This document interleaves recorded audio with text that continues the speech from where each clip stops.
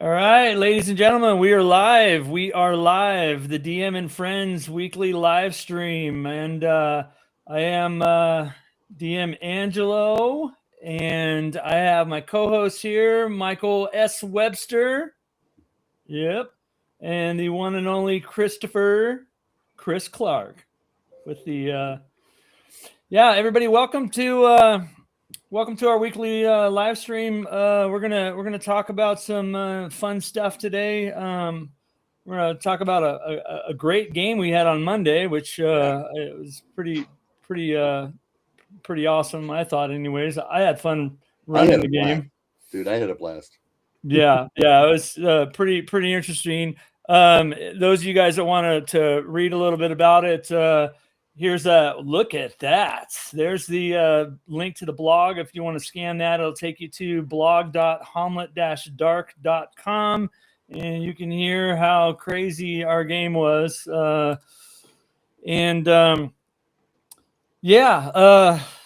Man. So those of you guys that are following the show, I do really quickly, and you guys jump in here. I do want to give a shout out to AidCon, which it's and covering up your face there, Chris. That's all right.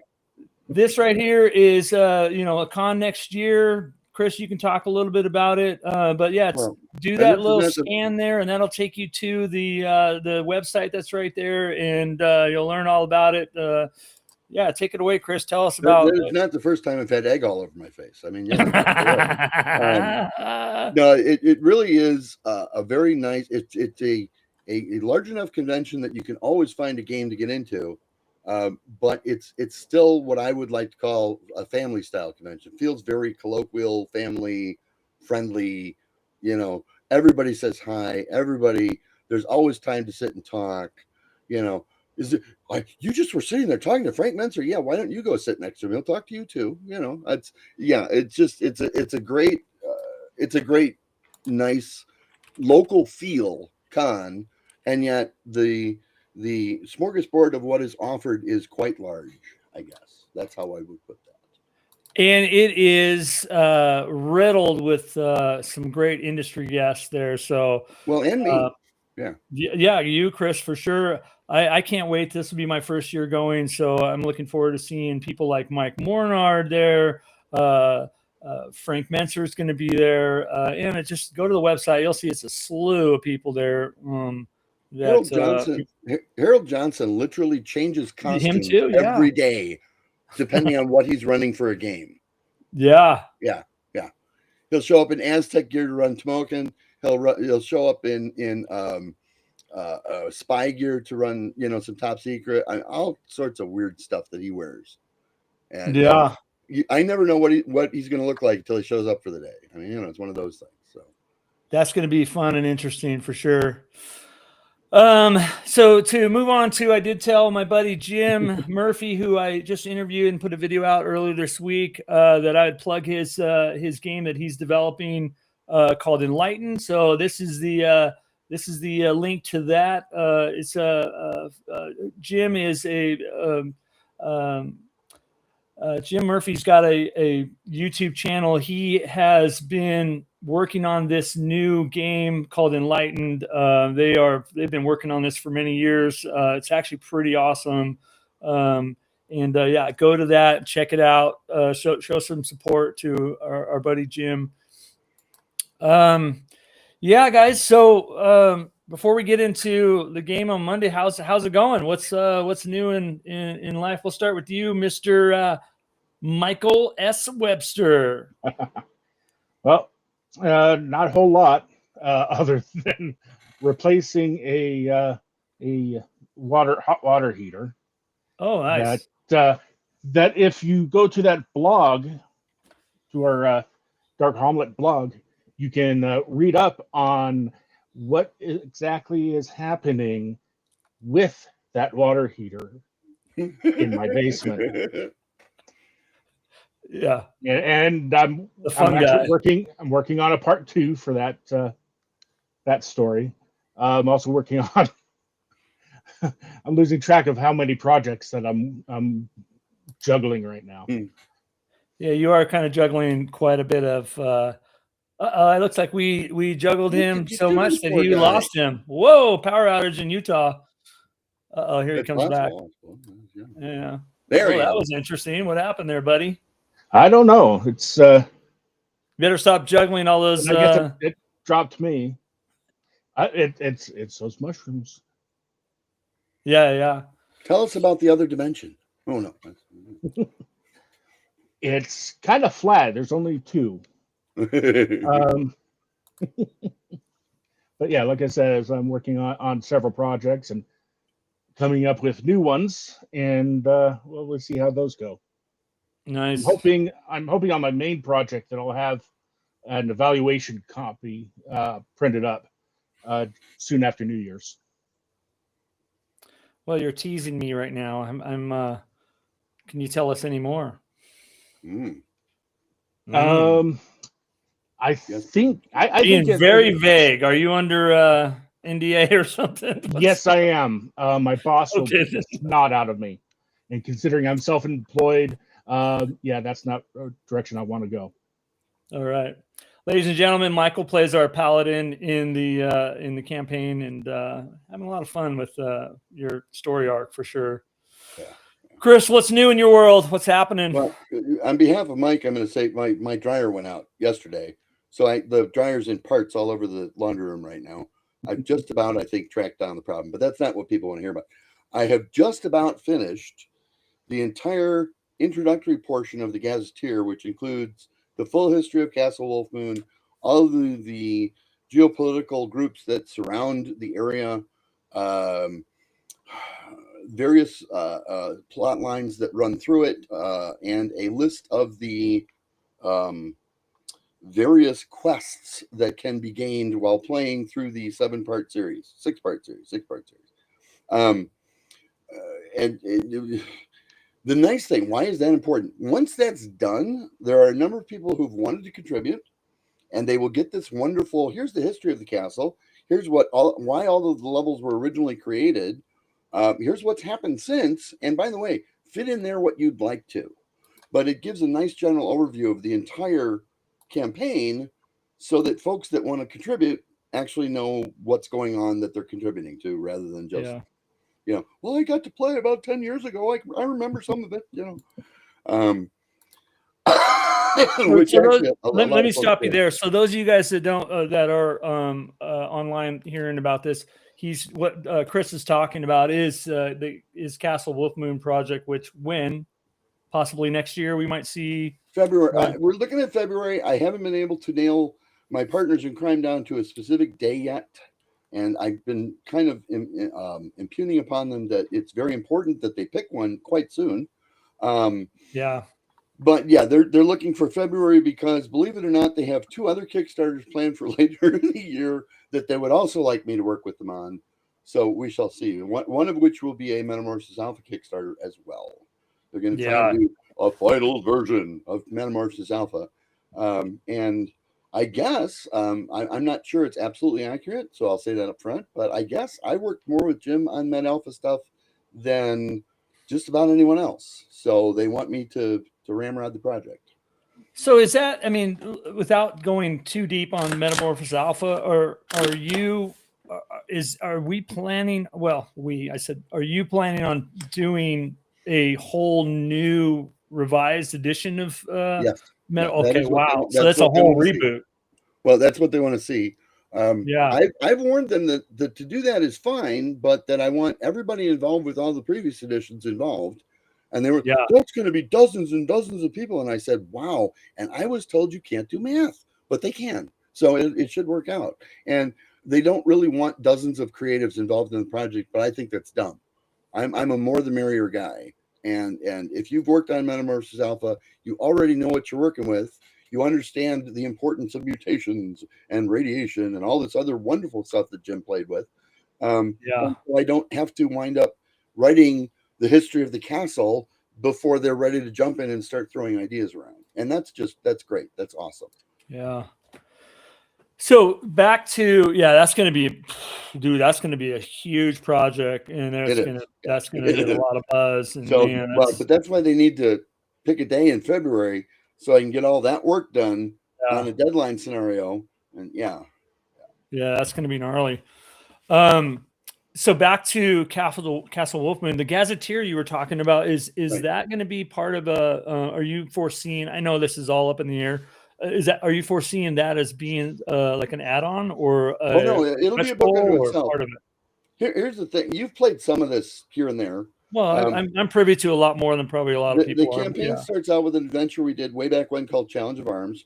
It then moved on to the Ritual of the Golden Eyes, Cataract that I just did last year, and then the castle proper, which is divided into 3 different layers. I killed off. Oh no, okay. And then the castle proper, which is so huge, we divided it into 3 different adventures.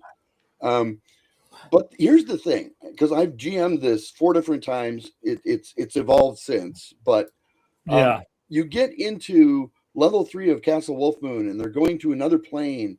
And one of the guys wants to use this cool artifact that he got playing Ritual of the Golden Eyes 43 sessions ago. Yeah. And I'm trying to find it in Ritual of the Golden Eyes because I don't remember what it does.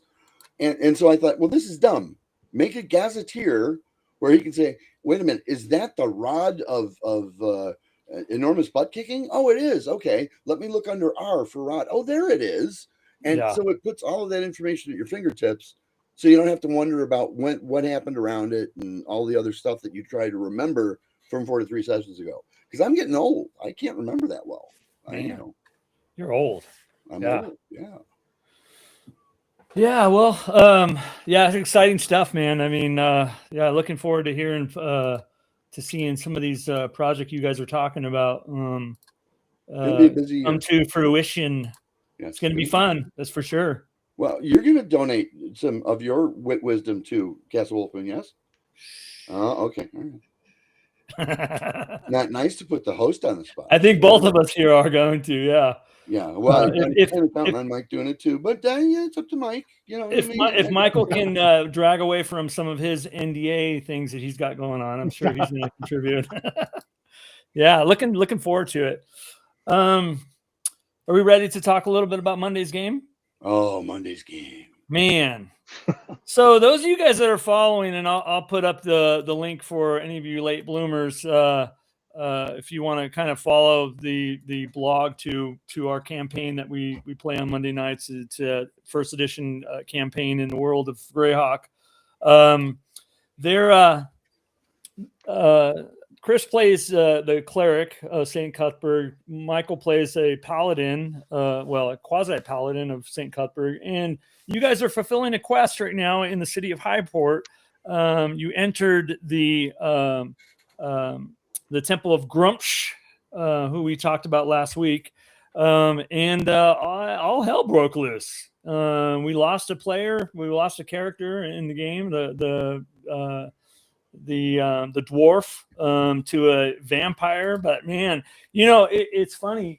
I did, this whole temple that you guys entered, I pulled it all out of my head. Sure. And drafted it up. It was all 100% unique. And I was, I had some very specific things in there that, Fred says the Highport is an enemy territory. It sure is. I had some things in there that I wanted to make it kind of challenging for you guys. And going in through the back door was not what I expected, which was great. Going there daytime was key, because if you didn't go there during the daytime, you found out what would be roaming around. Yeah. The quest is to find the altar in the temple, and the altar was moved downstairs. You guys found out, which I thought that was a fun little movement on my part. But in guarding it was a vampire, which the dwarf found out in the hard way of that you shouldn't open up random coffins. And yeah, we're on this quest. Take it away, guys. Because the paladin, and at least for the right reasons, unlike the dwarf, at least for the right reasons, when pelting after an escaping criminal that needed to have justice meted out to him. I mean, I'll grant you, Mike, it was so in line with your character. It was spot on, dude. Well played. Okay. But ran into a white as he ran away from the party to chase this guy because he was the only one healthy enough to do so, and got drained. This was in a couple previous sessions. We're trying to restore him, and we got quested to go retrieve an item from this temple in Highport. Okay. Well, that was also the second time I lost a level. Well, agreed. Yeah, it was maybe about 6 months ago. You lost a level fighting something. I can't remember. It was a rod of life drain or something like that. Well, we'd have to look at it. I can't. Despite all of that, of all things, the dwarf gets left downstairs because the paladin is holding a door so that we can continue to investigate and find the item that we were requested to find. Okay. And so he's holding the door to give us time to do that. And holding the ground, once it was located, and I did manage to locate it, I go pelting back upstairs to help him, as do the other members of the party that were with me, except for who was Slash the Bard and Dixon the Dwarf stayed downstairs. And they decide they're going to start early looting by opening the sarcophagus that they found downstairs. Now, that's within the scope of the two characters. Believe me, that it does fit their characters. But for God's sakes, guys, if it looks like a coffin, don't open it when the cleric's not around. Just don't. Imagine what I was thinking as the DM, knowing that they were about to come right, across. And you're not trying to give anything away. Yeah, I mean, are you sure? I think I even said, "Are you sure you guys want to open this?" Yeah. I think I almost said that verbatim too. I believe that actual phrase did occur. So yeah, they defeated the evil high priestess pretty much upstairs. A lot. I want to say a lot of help from the monk, a lot of help from the ranger, and actually, absolutely the stalwart,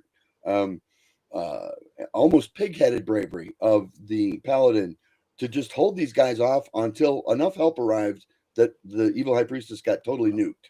Yeah.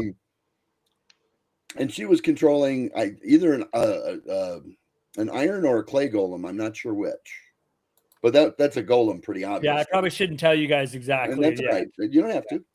Yeah. But because it stopped moving the minute the minute it was going to leave its control area, so to speak.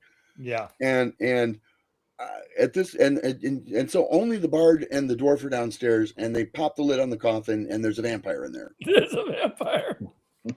And I felt like, oh, guys, really? No. Oh my God. Yeah. Yeah. It was a pretty exciting adventure. It was a session, I guess. It was. I definitely had a lot of fun. Characters die. That's just part of. If they never die, there's no fun to it. Yeah.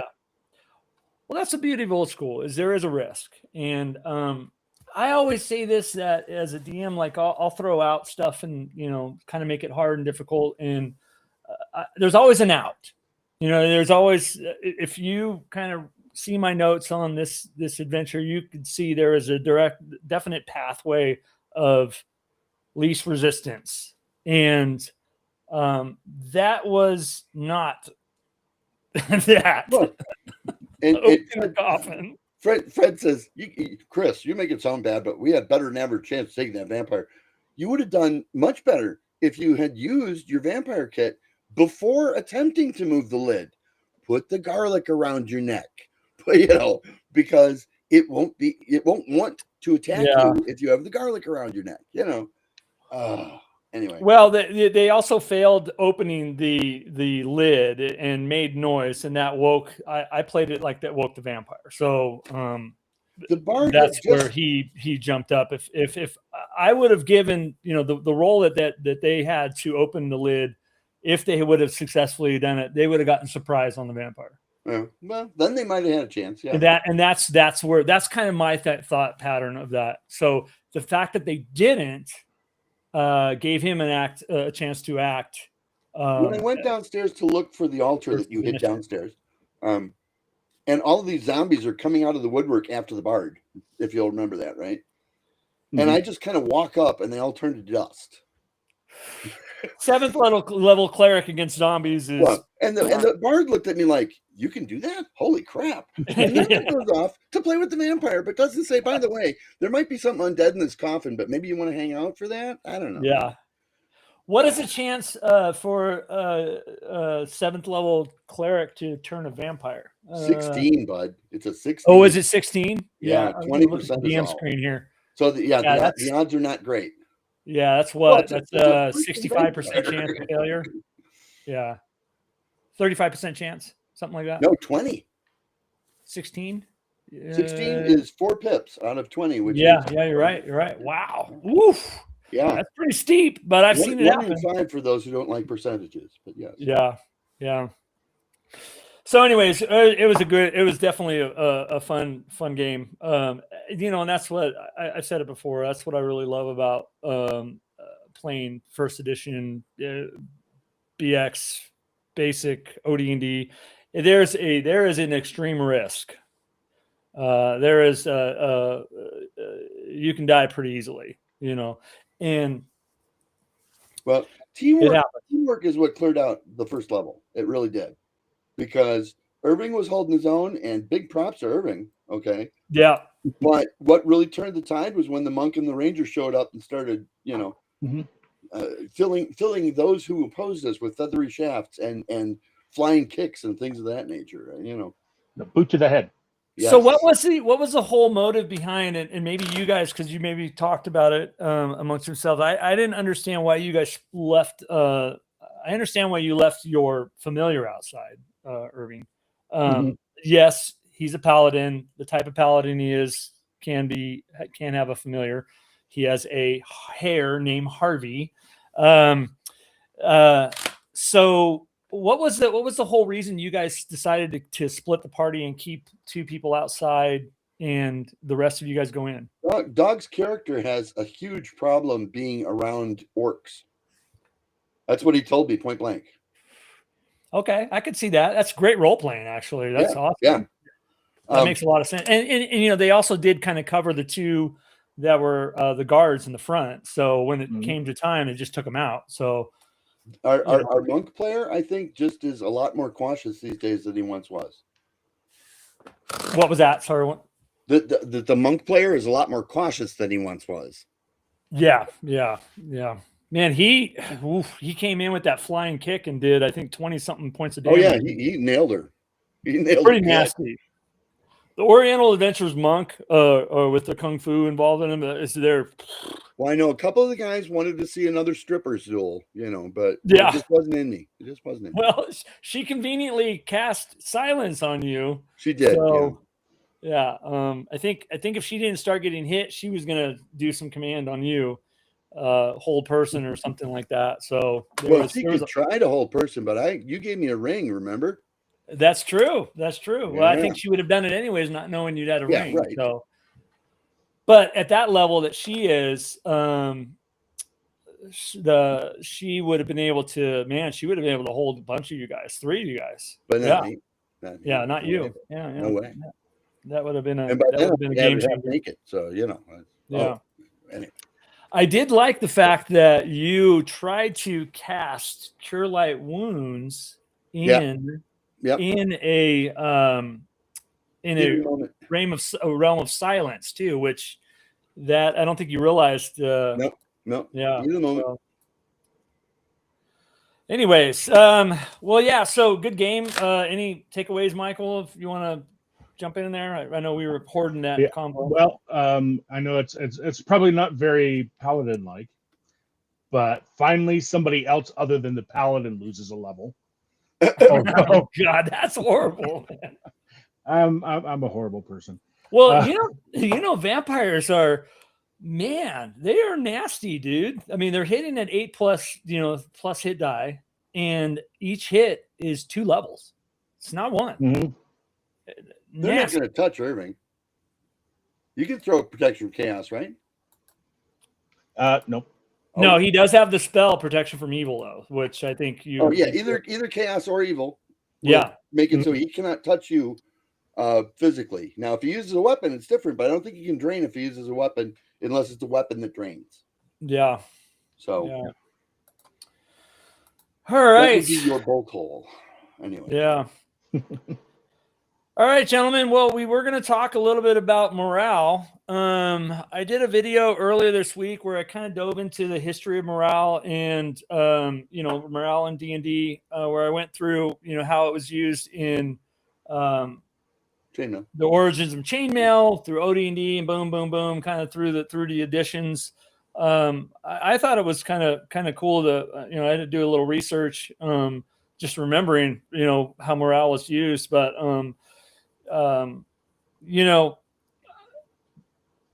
morale for me, and I'd love to hear how you guys do morale, and we'll go into all that. But morale for me, and in the video I talked about it, I've used, I use two different methods. I'll use the Mulvey, method, which is a stat of 2 to 12. In that, it's very convenient for me because I can just let me see if I have it with me. I can just I purchased this book a while back from called the BX Monster Index, and in here, every single monster that's in AD&D is in here, and it's got the stat there, the number from 2 to 12. Boom, just roll it really quick. Put some situational modifiers in there. Boom, boom, boom, done. Easy peasy. Or I can choose to use AD&D's method, which is 50% plus, 5% per level, blah, blah, blah. Put situation, boom, boom, boom, real quick. I can do it very, very quick. Or as a DM, I can just wing it and make it up. Think, how would the monster want to preserve themselves? Are they fanatics or, boom, boom, boom, boom, boom. Super simple, super easy. Don't complicate it. I do like putting that number in here and making it random. So it takes it away from my brain trying to figure it out or thinking about it, or it just makes that random factor. So those are the three things I do for morale. Everybody's different. You can play by the book. You can play by if you're playing first edition, you can play by a different book, which I do with Mulvey, or I could just, like I said, wing it. What do you guys do as DMs? What have you guys done in the past for morale? One caveat before we go into that: morale is not a deal breaker. You don't have to use it. No, right. You don't have to use it. Mm-hmm. You could always just figure it out and make it be something that is right out of your, think about how the monster would do it. You know what I mean? Real world, Mm-hmm. So take it away. What do you guys, I'd love to hear how you guys handle it. Well, you've seen in adventures, I write it in because it's very, very definitely situationally dependent. So for instance, I sent you the one where the wolf wares are in the wilderness and are hunting and happen upon the party. It's a totally different scenario than if they've had a boss give them strict orders to go kill these guys and take their stuff or capture them, turn them into part of our pack, whatever the case might be. So it's very situational for me. Well, let's say you're not playing, okay, because what you're going to, and I'm going to bring it up on the screen. What you're talking about is like the example you gave me is from Cataract, and I'll throw that up right now, which is interesting because you call, for the game that you're talking about, you actually call it demeanor, which is awesome. It's a statistic that we put in for every monster in every situation where a stat block appears. Yeah, and again because they're situational. But it tells you what the antagonist is thinking as they go through this, and so that as the GM you have to work maybe a little bit less hard figuring out what he's thinking as he goes through this.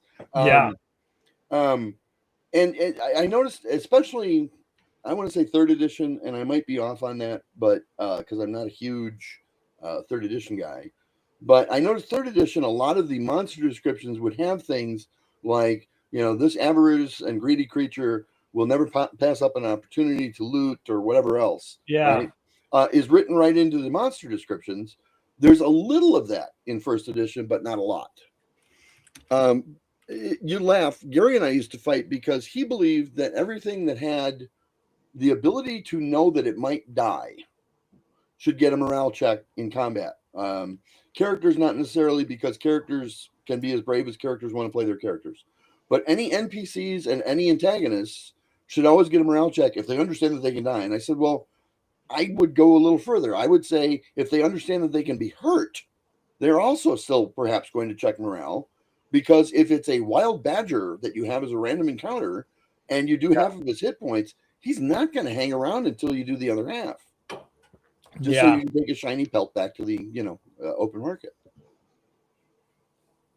Yeah. Anyway, he tended to disagree with me on that point. He said you have to be sentient in order to have morale. Yeah, I see it as a self-preservation thing. Like, think about it, and there's not many people that are going to run straight in over against overwhelming odds. Not saying this can't happen or it doesn't happen, or but you got to kind of think about put it in a real world kind of scenario. You see, that's undead would never have morale checks because they don't have to be dead. Undead and gelatinous cubes won't have a morale check just because it has no notion of I'm being hurt, and if I run away I won't be hurt anymore. It doesn't have that level of thinking capability, in my opinion. Yeah. In the Temple of Elemental Evil, when we were there, I didn't do any morale checking in there because most of the factions that are down there had something, except for the leaders. The leaders would be into self-preservation, but their minions under them were under a higher level of not persuasion, but fear. Yeah. Well, they were fighting more in fear, or some of them were fanatics, or because there was a lot of other things kind of pulling the strings, and if you don't do what I say or what we're supposed to do, there's consequences, and the consequences are worse than getting beaten up or killed by the PCs. You know what I mean? Right. So that's where I kind of threw in the situational approach too. But yeah, Michael, as a DM, what's your take on that? Well, I've never had the opportunity to use morale for like hirelings or henchmen because I don't think I've played in any games where they were. Well, monsters, most cases, I will use what makes sense. Yeah. It's like, if a pack of wolves is attacking, and regular wolves, not wolf wearers, werewolves. Right. Yeah. They're hungry. That's why they're attacking. They're hungry, but if they're trying to attack something that's too strong for them, then they're going to try their luck elsewhere. Yeah. And so with more intelligent creatures, they're going to weigh, okay, do I stay here or should I stay or should I go? Their clash moment. Yeah. And so very rarely will I relegate that to a die roll. Now, if it's a case of where the characters are fighting a horde, is at a certain point when they've lost like about half of the enemy number, then I will start using the morale rolls to roll and see whether or not they break and run, how much of them break and run. And so I do it that way. Yeah. But mostly I wing it. Yeah. What, Chris, for you, I know you kind of talked about how you do with the models you right now, but let's say you run a game that is, have you ever used any system morale besides, can you think back in the days before you really started writing? Or there is, but it's kind of a homebrew thing. So, for instance, if you're up against what in modern terminology is called a boss, right? You're running a boss encounter, and so you've been fighting hill giants all day, but this one is a hill giant champion, right? And The hill giants will run after they take half their hit points because they're just hill giants. But the champion, and what's the and you mentioned it's one of the systems that's out there. The bonuses to their hit dice are the equivalence of each 1+ is 5% more to their morale. So while a hill giant has maybe 65-70% morale, but minus 5% for every 10% of the hit points that they've lost. Okay, so if you're down 90% of your hit points, holy cow, yeah, you're 70% minus 45% on your morale, and you're most likely going to run. Yeah. But the champion guy isn't just 75%. He's 75%, and he's, instead of 10 hit dice, he's 10 plus 3, or 9 hit dice, I guess, Hill Giants. Yeah. He's 9 plus 3, so he's going to have 15% better morale, even though, normally you're not going to fight these things until they just run away. You're going to fight them until they're dead. I always, when things run, I always give characters a parting shot. Anybody that's actually in melee with that creature can take a parting shot. And the thing is, the creatures know that too. If you've been, trading spark marks, as we used to say, with an evil champion, you're not going to assume he's going to just let you go when you turn your back and run. Yeah. He's going to take one last swipe at you. Yeah. And the antagonists know that too. So that's the reason there's never a zero chance that you might stay. There's always a chance you might stay. Yeah. Anyway. Yeah. Yeah. I wonder how. I'd love to see a poll of how many DMs use that. I'm like, I kind of, like I said, right now I'm using it. Many years didn't use it. Just winged it. And I'd love to see a poll of how many people are using it. It's funny you say that about morale for a boss. You call that a boss. Right. The higher hit die. I mean, I think it's kind of a flawed system. The higher hit die means you have a higher morale and a higher willingness to stay. I would think it would be the opposite. I think that person would want more self-preservation than anything. You know what I mean? I think there could be. But that means he has less pride. Yeah. In other words, it's not so much that they don't have a greater degree of self-preservation. It's they can't believe that something as puny as a character could defeat. That's a good way to look at it. Yeah. Well, there's also, if this is a champion, they're in a leadership role, and it would totally crack their leadership capabilities if they took off running. Yeah. And so, if they realize that I have to stand here and fight, I have to provide that example to my underlings so that they'll continue to fight. Yeah. Yeah. Yeah, that's true. That's another good way of looking at it, for sure. Yeah.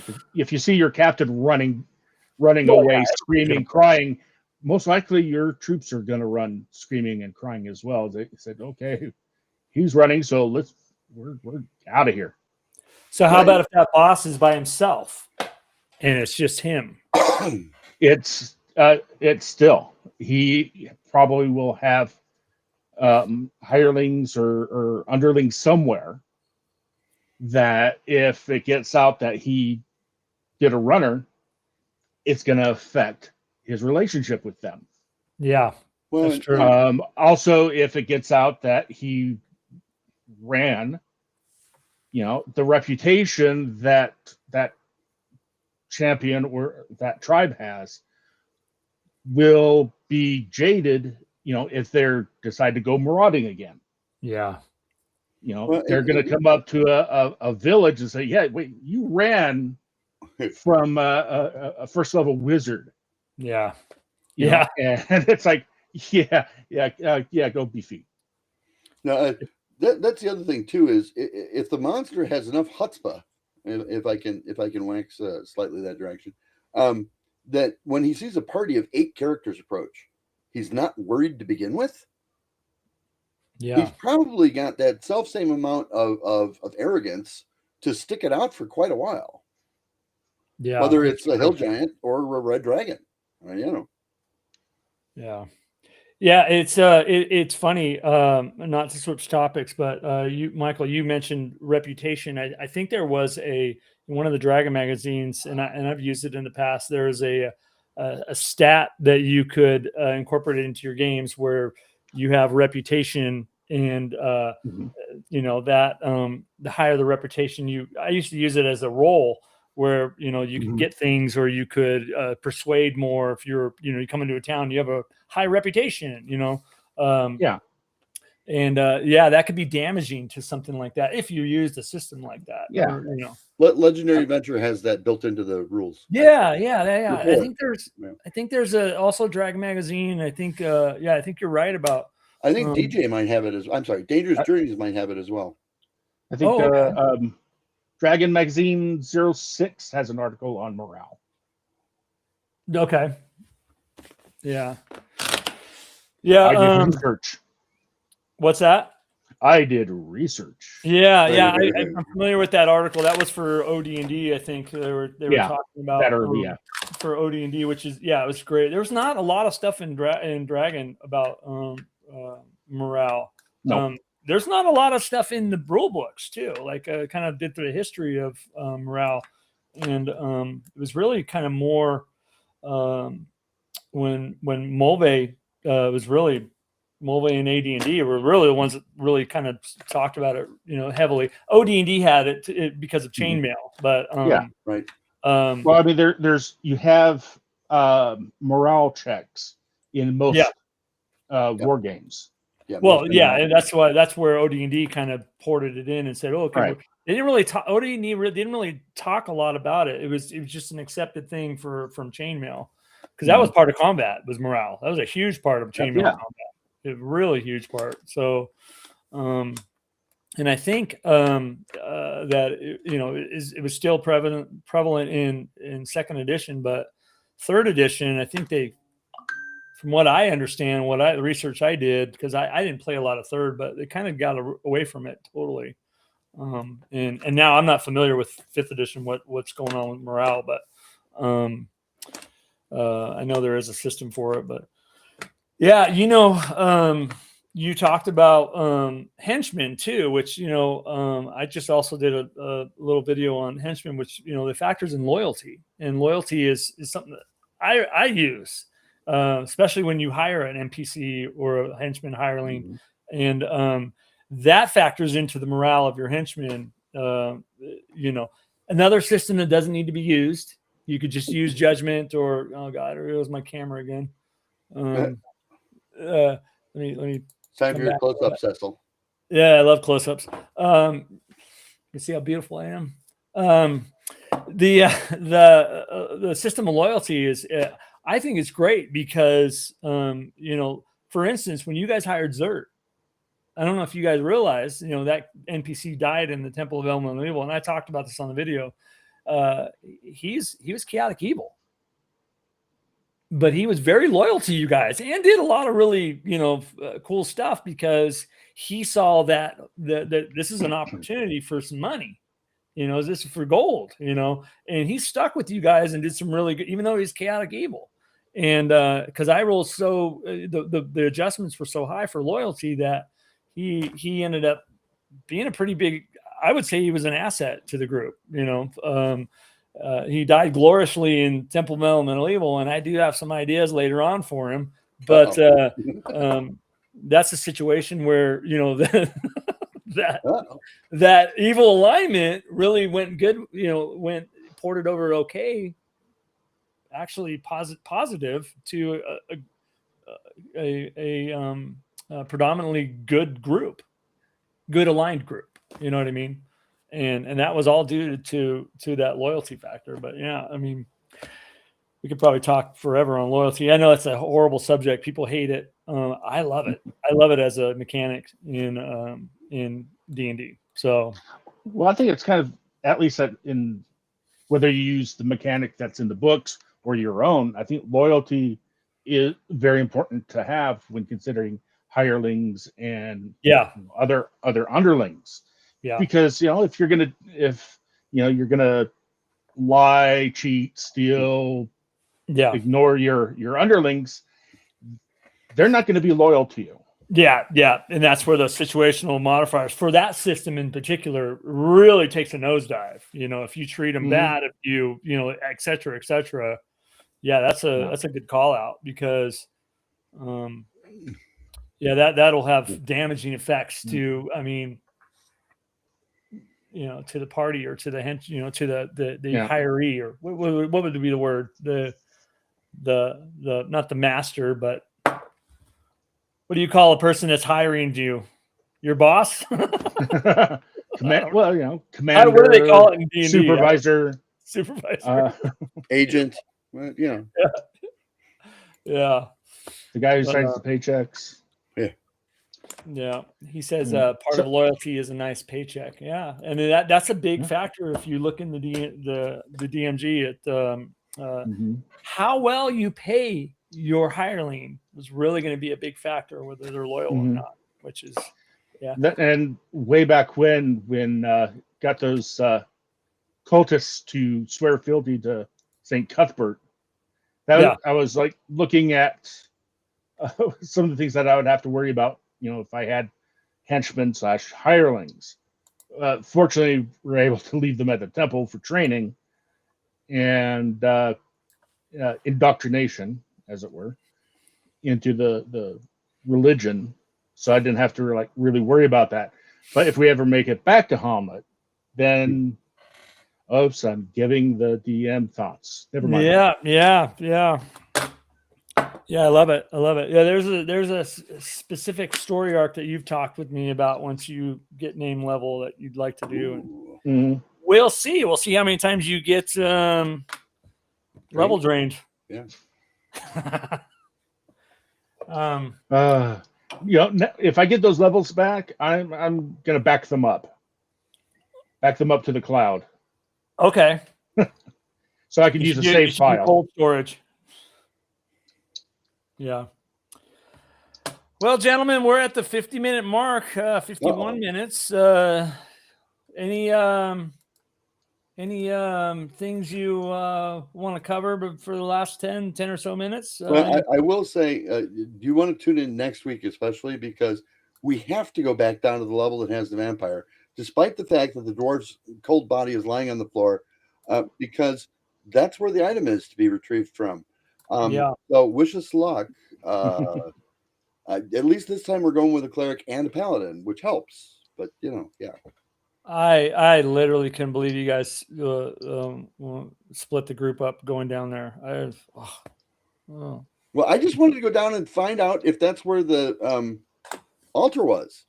Yeah. Well, you found out. If we decided it was time to run away, we knew where to run to still get the item and still get the heck out of Dodge, Yeah.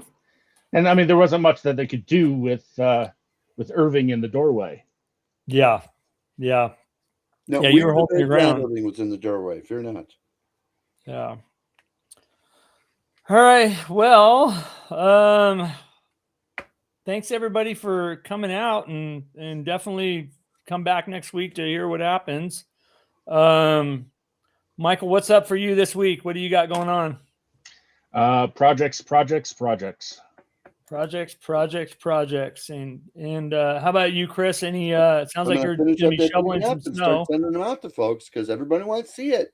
Everybody's eager to make their contributions to the Wolf Moon project. So so you to kind of back up on that for Castle Wolf Moon, you're putting together a kind of a guideline for people that are going to contribute. Entire history of the castle, why every level was built, what's on every level, not detailed, but in general, the geopolitical situation, so that you understand why people are trying to do this and why people are trying to do that, and the quests that are already available, because maybe you want to work into one of those quests. Yeah, who knows? There are actually 13 quests the last time I checked in the 6 adventures that make up Castle Wolfman. Got it. Most parties that I've run have only triggered like 5 or 6 total, which is really kind of smart, because more than that, you start having people working at cross purposes. But yeah, it's a lot of fun. It's a lot of fun. Got it. And for me and for the channel here, I'll be recording a video tomorrow on the history of initiative, which is going to be fun. I've been doing a lot of soul searching on that. And if everything goes well, Ron of Page, I'm going to be sitting down with him on Saturday. And talking a little bit about Page, but mostly about his new Kickstarter that just was launched. Well, no, didn't launch yet. I think it launches this coming week. God, I wish I had a link to share with you guys, but I know he has a launch party going on this weekend or this Tuesday coming up. I think it's Tuesday. Yeah, Tuesday night maybe. Something like no. Yes, one of those. Anyways, I'll be in Vegas next week. Thank you very much. Oh darn, yeah. Okay. Wish me luck, but yeah, we got a couple things for the channel coming up, and obviously our game Monday, and yeah, man. Those of you guys that are watching or viewing, please hit that like button, subscribe, comment. Send me a message, send us all messages. Yeah, we're having fun. All right. Well, gentlemen, thanks for coming out. It was a good topic, talking about morale, and we'll see you all next week.